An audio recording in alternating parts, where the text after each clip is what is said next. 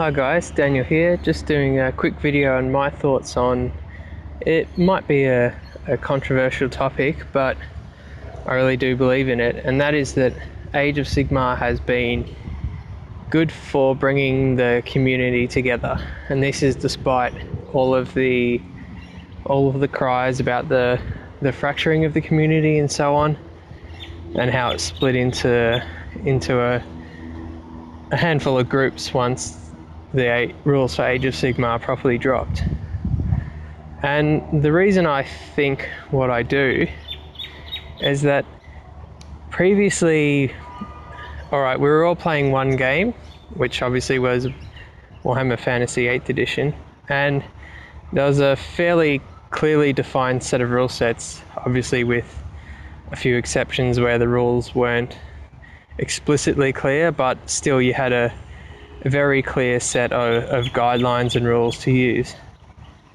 What this did mean though was that you could walk into a game or into a game shop, and without getting to know someone, like you don't even really need to know their name, you could sit down, have a game, and often only interact really when it was your turn, and then when your opponent was taking their turn, you really just needed to make a few saving rolls and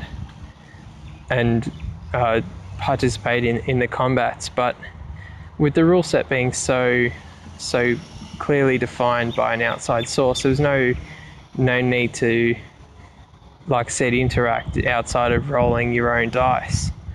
But with the coming of Age of Sigmar, even though we've splintered into a bunch of smaller groups, I think that these smaller groups have become a much tighter knit community than what existed previously. And I think most people would probably consider a smaller but more involved group to be better than a larger one that is much more separated, I suppose you might say. So similar to how you have your close group of friends and then your wider group of acquaintances. And why I think this is true is that, for instance, within the Age of Sigmar rules, and also with the 9th edition really, is that you've got these communities coming together to try and sort out some of the openness that was left in Age of Sigmar. So obviously in Age of Sigmar, the fact that there are no army composition rules means that the community is coming together to try and discuss and devise a set of rules that we can agree on, which is commonly, I suppose, referred to as the social contract. And the fact that we need to come together to produce these rules and discuss them really means that we're getting more involved with each other. We're not simply reading the rules out of a book, plunking our stuff down and throwing some dice. We're really having a discussion. We're getting involved. We're really getting to know each other and each other's preferences. And even still, when you go into a shop, there might be a generally agreed compact, but you just sort of have to have that conversation with your opponent, to say, look, do we want to do it this way? Do we want to do it that way? How should we have a fun game? Rather than just simply saying a number and dropping your stuff down. Now, obviously, that's a bit of a simplification, but I think they're really, it's almost a forced interaction, and I really do think that this is bringing the community together. The other example would be 9th Age, where you've got, and I think this is an even better example of it really, where you've got an enormous international community coming together to produce entire rule sets and entire books to use for our games. And you really didn't have that before. Okay, you had a few groups somewhere with some equations coming up with altered points values, but because it all the groundwork was already done. They were just sort of a splinter group off to the side, and then they came over the top and said, look, we've got this modified rule set, and then you just had to agree to use that. But now that the community is actually coming together to produce the rules, to produce the fluff together, I think it's making it a lot more tight-knit.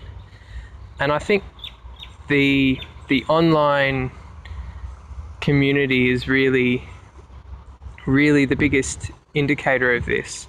So in the last 6 months, I think the community has really combined with each other, or really connected with each other a lot more than what was previously. Just the discussion that seems to have existed now around both Ninth Age and Age of Sigmar seems to really dwarf what was around before. Before, there was a lot of battle reports and your occasional tactics sort of videos by people, but there wasn't really the interactive discussion that we're getting now. I think obviously it had started to be born a little bit, but I think the fact that the community needs to engage with each other so much to come up with an agreed social contract or set of rules has really bumped this along. And further on the topic, I think this whole new dichotomy that we have is really the culmination of what Games Workshop has been trying to do for a few years now.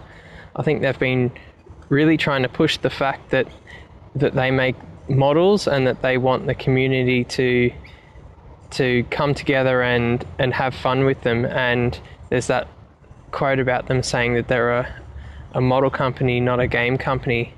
And I think that by releasing such open-ended rules in Age of Sigmar, they've almost forced the community to engage with each other and come up with a social contract or agreed set of restrictions in which to play their games to have the most amount of fun. And like I said, I think this has been their aim, and it's entirely successful. And regardless of the money side of it, I think it's too early to tell whether Age of Sigmar is a financial success. Obviously, the company hasn't become bankrupt in the 6 months or whatever it's been since it came out, so that's a reasonable sign. I think their financial report was fairly stable from the previous year, so again, that doesn't show that it was a massive fall off a cliff. But just in terms of their aims of what they were wanting the game itself to achieve, I think it's been entirely successful.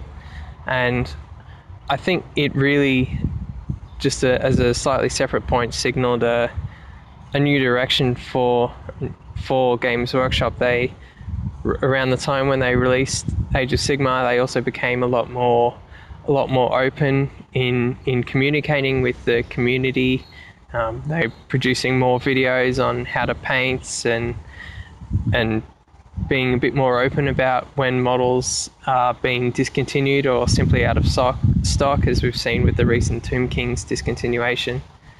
So I think that, in summing up, it's been an almighty success for what Games Workshop's actual goals were, which may differ to what people in the community think they should have been, but I think from Games Workshop's point of view, it's been a great success. And in my point of view, I think it's really been a success in bringing the community together. As I stated, I think the fact that we need to come together to devise an agreed set of rules or restrictions it's really making us communicate with each other a lot more than what we previously had. Alright, I'll leave it there. I won't go too long with it. I'd be interested in other opinions on this. Hope you enjoyed the video. Until next time, cheers.